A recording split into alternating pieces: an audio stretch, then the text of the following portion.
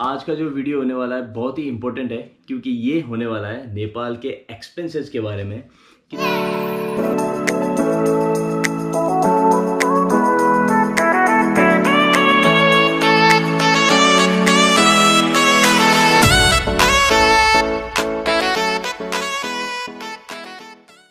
Hey guys, welcome to Pankhu world.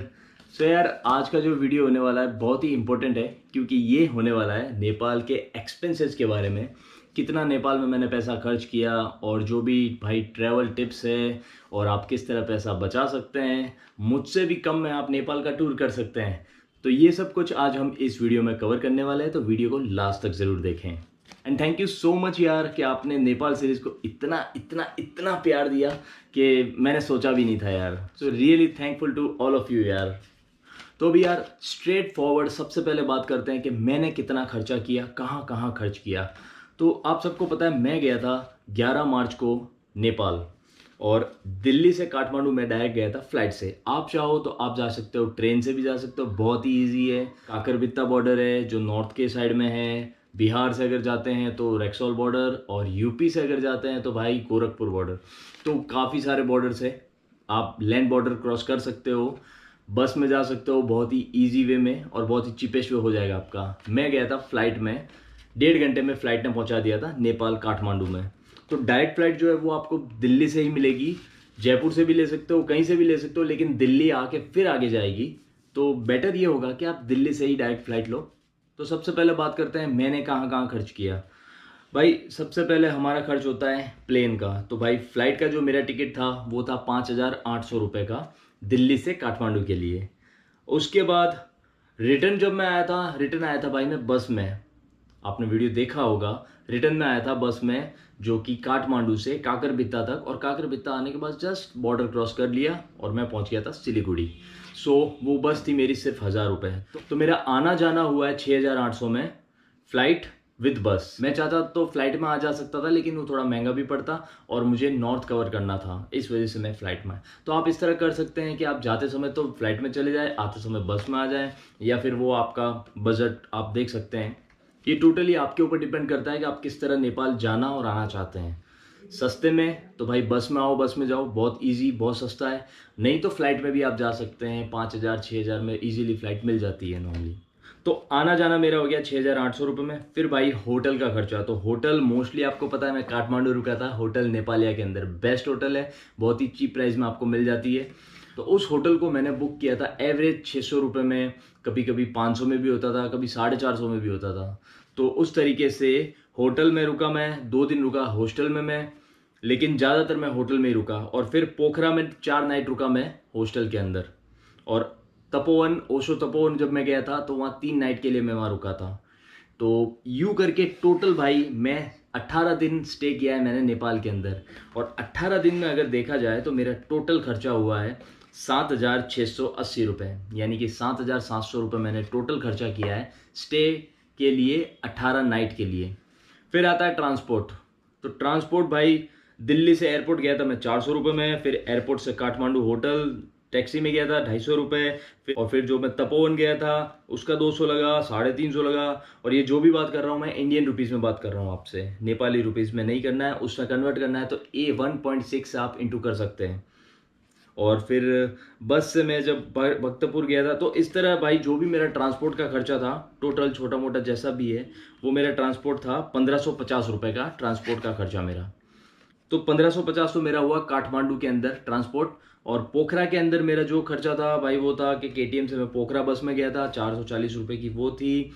पोखरा से फिर सारंगकोट गया, वो टोटल खर्चा, और भाई जो भी मिला के मिनी वैन से वापस में आया था, तो ये सिर्फ 900 रुपये का था यार ट्रांसपोर्ट।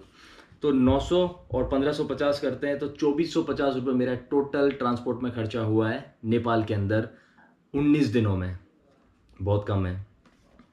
फिर फूड। तो भाई फूड अगर देखा जाए तो फूड में मोस्टली यार मैं तो देखो फास्ट फूड ही खाता था। ये चिकन रोल वगैरह होते हैं, या फिर मोमोज वगैरह होते हैं, मैंने मोस्टली भाई ये सभी खाया है मैंने, क्योंकि मुझे स्ट्रीट फूड मैं खाना कम ही खाता हूँ, ज़्यादा नहीं खाता हूँ, तो मैं ये सभी खाता था नॉर्मली। तो फूड में अगर देखा जाए मेरा खर्चा, तो भाई मैंने जो हिसाब लगाया है उसके हिसाब से मेरा टोटल खर्चा 3,000 रुपये का है फूड के अंदर। ओनली 3000 इन 19 डेज।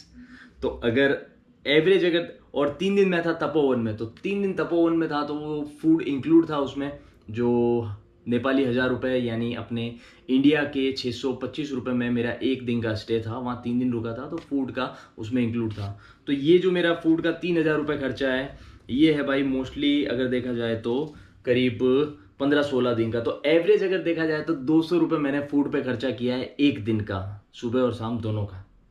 बड़ी बात है यार। तो फूड में मेरा खर्चा कम हुआ है क्योंकि मैं ज़्यादातर फास्ट फूड ही खाता हूँ। लेकिन अगर आप प्रॉपर फूड खाओगे तो भाई फिर थोड़ा खर्चा ज़्यादा होगा, उसके लिए हम बाद में बात करते हैं। पहले मैं मेरा खर्चा बता देता हूँ। और भाई फिर है एक्सप्लोर यानी कि टिकट। आप अगर वहाँ गए हो तो आप घूमोगे, तो उसके लिए आप कितना खर्च कर सकते हैं। तो नेपाल में भाई ज़्यादा कुछ नहीं लगता है, बहुत ही मामूली सी फीस लगती है। अगर कोई भी टिकट वगैरह होता है तो बहुत ही नॉमिनल चार्ज है, कोई ज़्यादा नहीं है। तो उसका तो आप सोचो कि कुछ खर्चा है ही नहीं। फिर भी मेरा अगर थोड़ा बहुत हुआ है तो मैं बता देता हूँ। मैंने भक्तपुर दरबार स्क्वायर गया था, वहाँ पे मेरा 310 रुपये का टिकट था। मंकी टेम्पल गया, 30 रुपये का टिकट था। पोखरा बोट टूर जो मैंने लिया था वहाँ पीस पकौड़ा जाने के लिए, उसका 400 रुपये था मेरा। और अम्ब्रेला पॉइंट जो था पोखरा में, उसका 40 रुपये। तो भाई ये होते हैं सिर्फ 780 रुपये। तो बस इतना ही था मेरा एक्सप्लोर का, ज़्यादा कुछ खर्चा हुआ ही नहीं है। ये सारा मैंने आपको बता दिया है, एक बार फिर से मैं रिपीट करता हूँ और उसको ऐड करके भी आपको बताऊँगा मैं। फ्लाइट 5800, रिटर्न बस 1000 रुपये, ठीक है। तो 6800 ये। उसके बाद होटल हॉस्टल 7700, ट्रांसपोर्ट टोटल अगर मैं मिला दूं तो 2450, फूड 3000 रुपये, और एक्सप्लोर या टिकट का जो भी था वो 750 रुपये। तो भाई टोटल जो मेरा खर्चा है वो है 20,700 रुपये। इन सबको जब मैं जोड़ता हूँ तो ये देखो 20,700 रुपये आता है। यानी कि मोटे मोटे 20,000 मैंने खर्च किया है नेपाल के अंदर 19 दिन में। तो बहुत ही कम खर्चा है ये मेरे हिसाब से, लेकिन आप मैनेज कर सकते हो। और मेरे हिसाब से ये खर्चा ज़्यादा है क्योंकि मैंने होटल में स्टे बहुत ज़्यादा किया था वहाँ पे, और कुछ एक पार्टी वगैरह भी हुई थी तो उसके अंदर भी थोड़ा मेरा एक्सपेंसेस हुआ था। लेकिन आप अगर चाहोगे तो भाई इससे भी कम आपका खर्चा हो जाएगा। आप अगर हॉस्टल में रुकोगे तो बहुत ही कम में आपका ये सारा कुछ मैनेज हो जाएगा। अच्छा एक बात बताऊं मैं, क्लब आप अगर वहाँ जाओगे तो नाइट लाइफ के लिए क्लब में जाओगे तो जो एलओडी क्लब है उसका नेपाली 1000 रुपये यानी अपने यहाँ के 625 रुपये उसका चार्ज होता है। तो वो वाला आपका एक्स्ट्रा होगा, क्योंकि क्लब में मेरा भाई 1 रुपया भी नहीं लगा। वो यूं कि जो एलओडी था वहाँ पे मेरा फ्रेंड था, उसकी जान पहचान थी, तो हम उसके साथ ही गए थे, तो भाई उसने फ्री एंट्री करवा दी थी। और पोखरा में जो मैं 2 क्लब में गया था उससे एक क्लब की तो एंट्री बिल्कुल फ्री थी, और जो दूसरा था ट्रेजर क्लब उसकी 1000 फीस थी। लेकिन भाई वो मेरा एक फ्रेंड था, हमारा जो फ्रेंड था उसी ने भाई उसका पेमेंट किया था, वो पार्टी वगैरह दे रहा था तो उसके हिसाब से वो उसी ने किया। तो मेरा तो 1 रुपया भी क्लब में खर्च नहीं हुआ है। लेकिन आप अगर जाते हो तो भाई ये थोड़ा 1500-2000 रुपये आपका क्लब का खर्च हो सकता है पोखरा और काठमांडू दोनों में। और वो आपके ऊपर डिपेंड करता है कि आप कितना ज़्यादा खर्च कर सकते हैं क्लब में या नाइट लाइफ में। बाकी ज़्यादा कुछ खर्चा नहीं है यार, नेपाल बहुत सस्ता है। और अब बताता हूँ कि आप नेपाल में कहाँ कहाँ ट्रैवल कर सकते हैं। आपको यहाँ से जाना है सीधा काठमांडू। काठमांडू के अंदर आप घूम सकते हैं मंकी टेम्पल, स्वयंभूनाथ टेम्पल कहते हैं जिसको, उसके अलावा पशुपतिनाथ टेम्पल आप जा सकते हैं। फिर आप वहाँ पे भक्तपुर है, भक्तपुर में दरबार स्क्वायर है, वो आप देखिए बहुत ही अच्छी प्लेस है, हिस्टोरिक नेपाल है बिल्कुल। थमेल मार्केट के पास में ये कि बसंतपुर, रानी पोखरी, रत्नापाक, तो भाई बहुत सारी जगह है जहाँ पे आप काठमांडू के अंदर घूम सकते हैं। शॉपिंग ज़रूर करें आप अगर जाते हैं वहाँ पे। तो बसंतपुर है, बसंतपुर के पास में जो वहाँ पे जो मार्केट है ना, वहाँ पे भाई बहुत सस्ते आपको कपड़े वगैरह मिल जाएंगे, तो वहाँ से आप ज़रूर कुछ शॉपिंग कर सकते हैं। फिर आप चले जाएंगे पोखरा में, तो पोखरा में आप आराम से भाई 3 दिन तो ज़रूर रुकना, 2 से 3 दिन आपको पोखरा में रुकना चाहिए। वहाँ पे आप डेविड फॉल है, वहाँ पे आपके महेंद्र केव है, फिर आप वहाँ पे पैराग्लाइडिंग तो ज़रूर करना ही है आपको। भाई मैंने तो नहीं किया था बट आप ज़रूर करना, मिस मत करना ये चांस, मज़ा आएगा पैराग्लाइडिंग और इजीली कर पाओगे, डरना मत आप।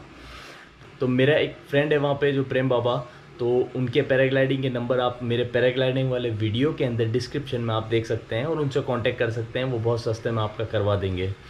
फिर जो वर्ल्ड पीस पगोड़ा है वहाँ पे आप जा सकते हैं। ट्रैकिंग करके जाना चाहे तो ट्रैकिंग करके जा सकते हैं, मज़ा आएगा आपको। नहीं तो भाई फिर पीछे वाला जो रास्ता है वहाँ पे आप टैक्सी करके या बाइक करके भी आप इजीली जा सकते हैं। और अगर आप पोखरा जा रहे हैं तो भाई फेवा लेक के पास में जो मंदिर है, वो मंदिर की जो शाम की आरती होती है वो कभी मिस मत करना। इतना मज़ा आएगा आपको, इतना सुकून मिलेगा, बहुत अच्छा लगेगा वहाँ पे। तो 2 से 3 दिन आप पोखरा में रुक सकते हैं। फिर वहाँ पे ऐसी कुछ जगह हैं जहाँ पे मैं नहीं जा पाया था, लेकिन आप ज़रूर जाना। लुम्बिनी है, लुम्बिनी आप जा सकते हैं, जहाँ पे भगवान जो बुद्ध है उनका जन्म स्थल है, वो बहुत ही अच्छा मंदिर बना रखा है, वहाँ पे आप जा सकते हैं। फिर भाई एक मस्तांग है, जहाँ पे अगर आप पहाड़ी एरिया और ऐसा कुछ बर्फ़ का आप नज़ारा लेना चाहते हैं तो आप वहाँ पर जा सकते हैं, मस्तांग है। और वहाँ पे एक तिलोचा लेक है, तिलोचा लेक भाई जो बहुत ही ऊपर हाइट में, मतलब वर्ल्ड की सबसे हाईएस्ट लेक है तिलोचा लेक। वहाँ पे जाने के लिए तो भाई बहुत ज़्यादा ट्रैकिंग आना चाहिए आपको, तो आप जा सकते हैं, वरना नहीं। चितवन जा सकते हैं, वहाँ पे आप जो जंगल सफारी है उसका आप मज़ा ले सकते हैं।